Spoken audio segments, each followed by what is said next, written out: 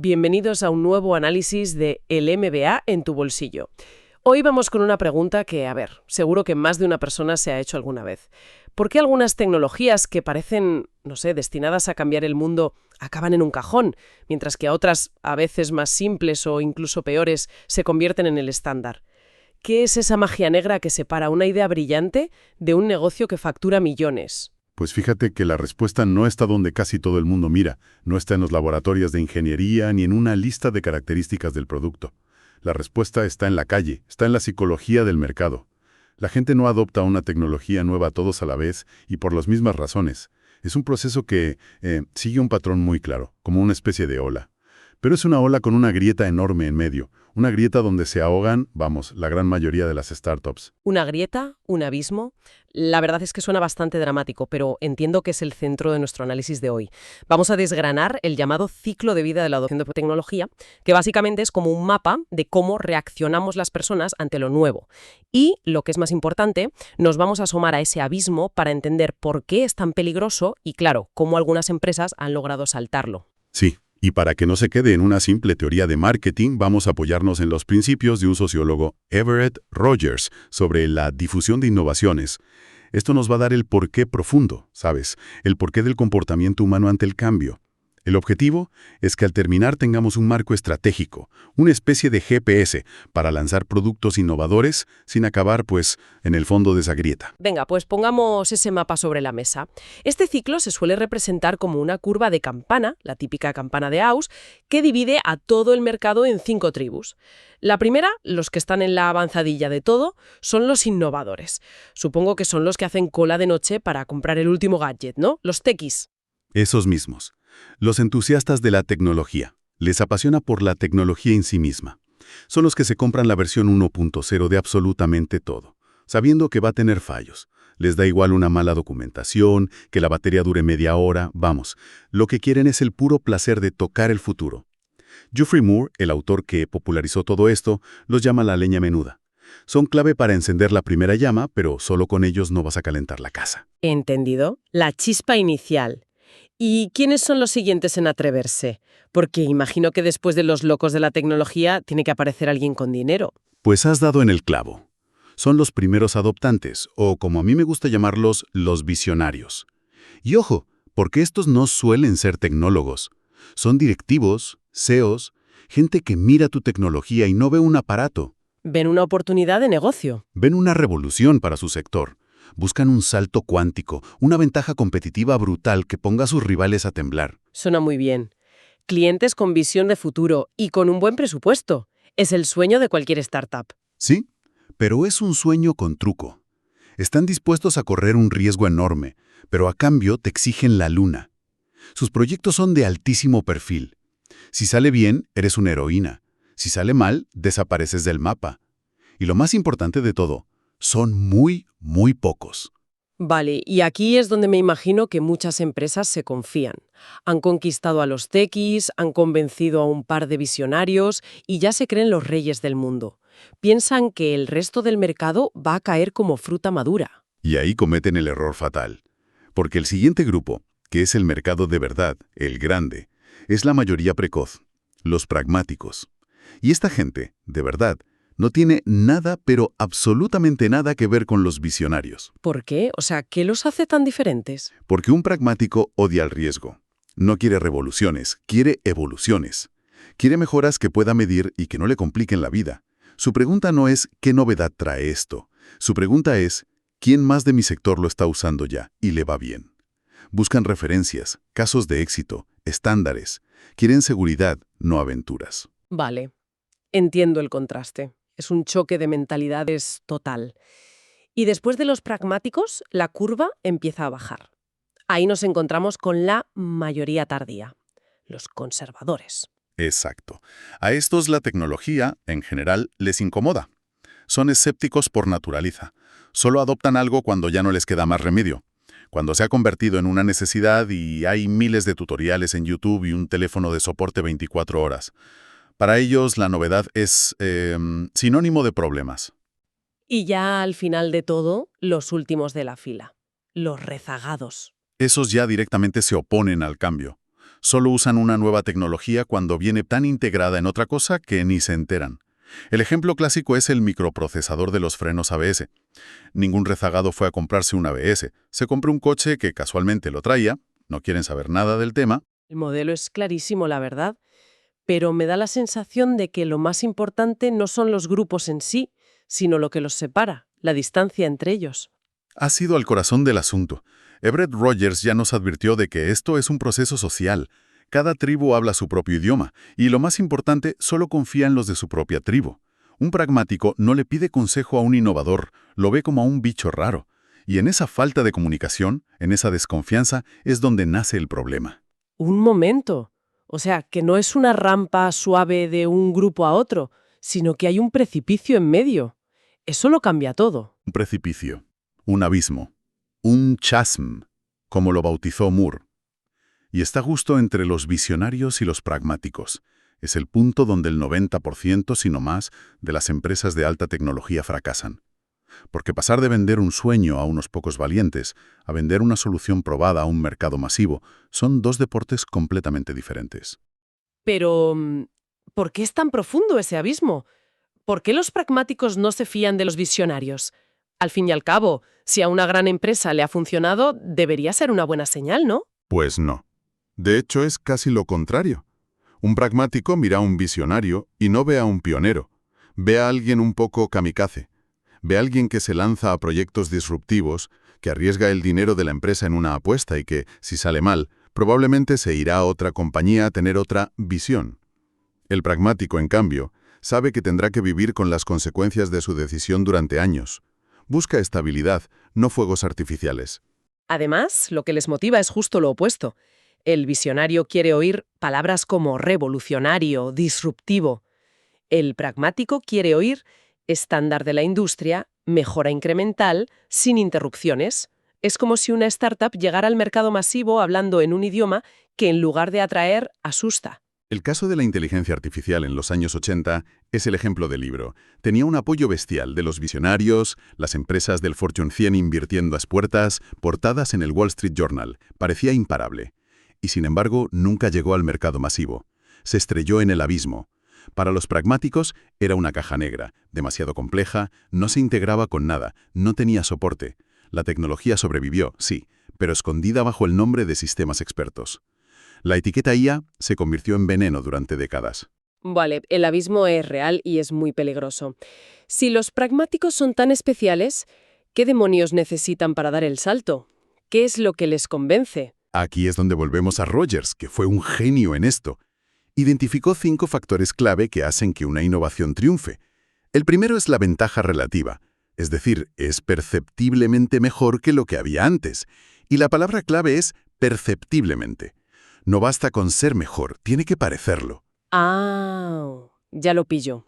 Como la famosa historia del teclado Dvorak. Es mucho más eficiente que el QWERTY que usamos todos, pero la ventaja no era tan gigantesca como para que millones de personas se tomaran la molestia de reaprender a escribir. Exactamente. El coste del cambio era mayor que la ventaja percibida. El segundo factor es la compatibilidad. Encaja con los valores, las costumbres, las experiencias pasadas y las necesidades de la gente. El caso del intento de que la gente hirviera el agua en un pueblo de Perú es brutal.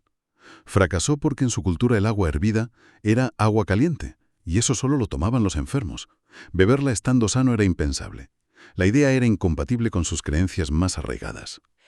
El tercero parece obvio, pero seguro que es donde muchas caen. La complejidad. Si es difícil de entender o usar, los pragmáticos huyen. Como de la peste. Quieren soluciones, no rompecabezas. El cuarto, y este es vital para ellos, es la posibilidad de ensayo o trialability, como se dice en inglés. ¿Puedo probarlo en un entorno controlado, a pequeña escala, antes de jugármela? Quieren meter el pie en el agua antes de tirarse a la piscina. Y el quinto, que conecta con lo que decías antes de las referencias, la observabilidad. Puedo ver con mis propios ojos que a mi vecino, a mi competidor, le funciona. Un pragmático necesita ver para creer. Y si unes estos 5 puntos, el abismo cobra todo el sentido. El marketing para visionarios habla de futuro, de disrupción, de lo que podría ser. El marketing para pragmáticos debe hablar de ventaja clara, compatibilidad total, simplicidad máxima, Pruebas piloto y casos de éxito visibles. Son dos conversaciones radicalmente distintas. Bien, creo que ya entendemos el problema a la perfección. El abismo es profundo y los pragmáticos son muy exigentes. Entonces, ¿cuál es la estrategia para cruzar? Me encanta la analogía que propone Moore, el desembarco de Normandía. Es que es perfecta. No intentas invadir toda la costa de Francia a la vez porque te destrozarían. Eliges un único punto, una única playa, y concentras ahí toda tu fuerza, hasta el último hombre. En el mundo de los negocios, esa playa es un nicho de mercado ultra específico. Pero eso suena totalmente contraintuitivo. Para conquistar un mercado masivo, la estrategia es pensar en pequeño. Obsesionarse con un grupito de clientes que parecen insignificantes. Suena contraintuitivo, pero es la única forma, y por varias razones. Primero, porque concentras tus recursos. Una startup no puede competir en todos los frentes contra un gigante, pero sí puede elegir un problema muy concreto y resolverlo mejor que nadie. Segundo, y esto es oro puro, generas un boca a boca que de verdad funciona. Claro, si le vendes a una empresa química, a un banco y a una tienda de ropa, no se hablan entre ellos. No hay comunidad.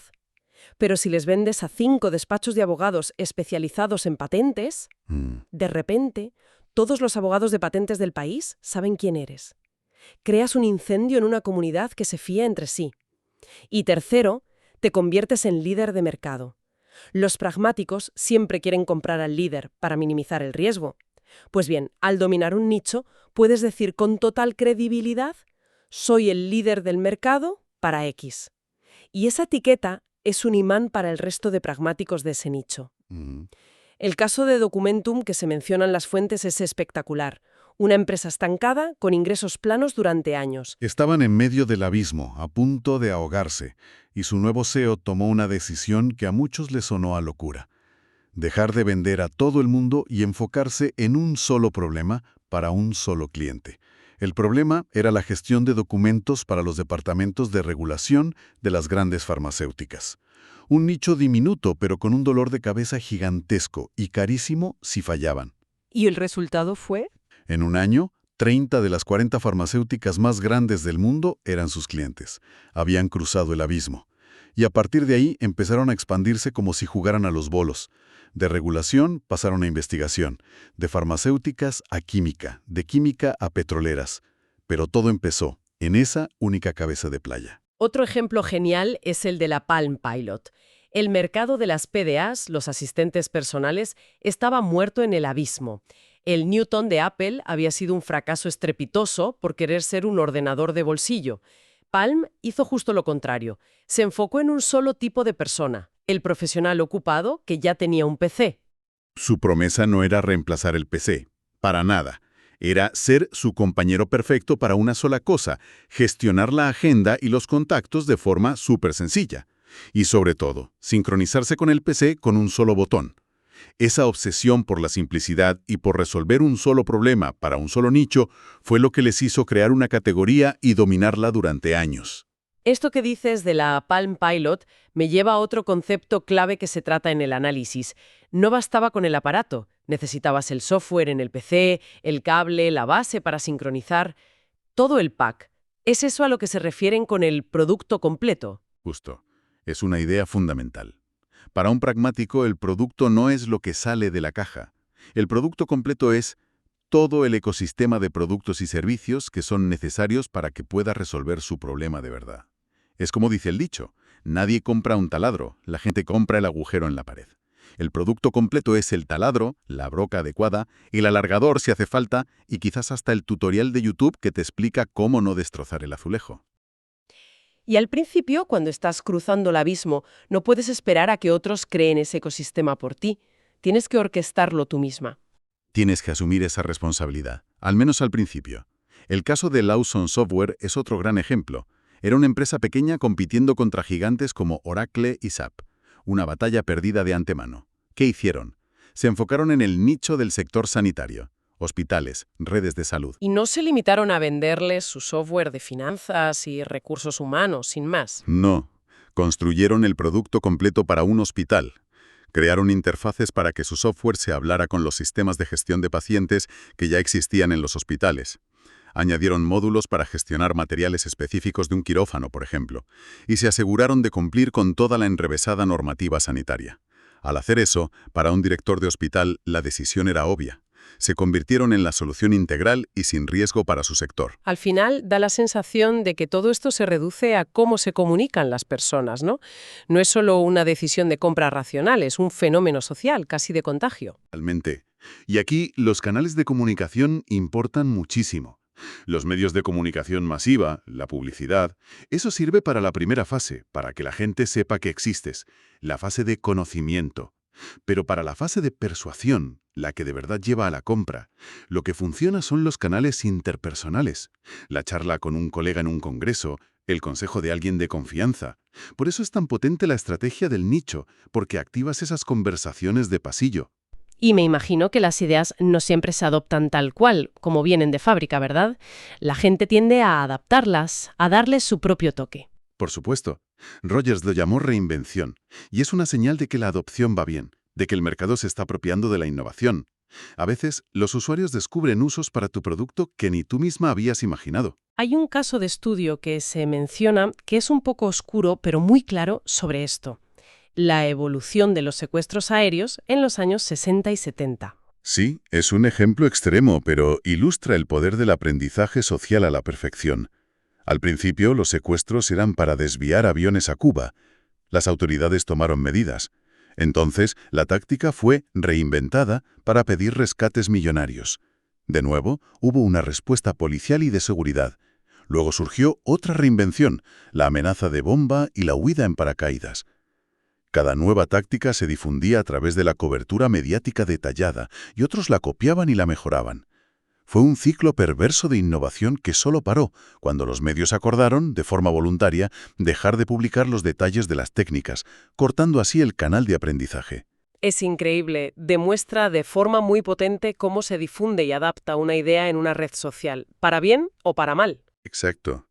Es un sistema vivo que aprende y evoluciona.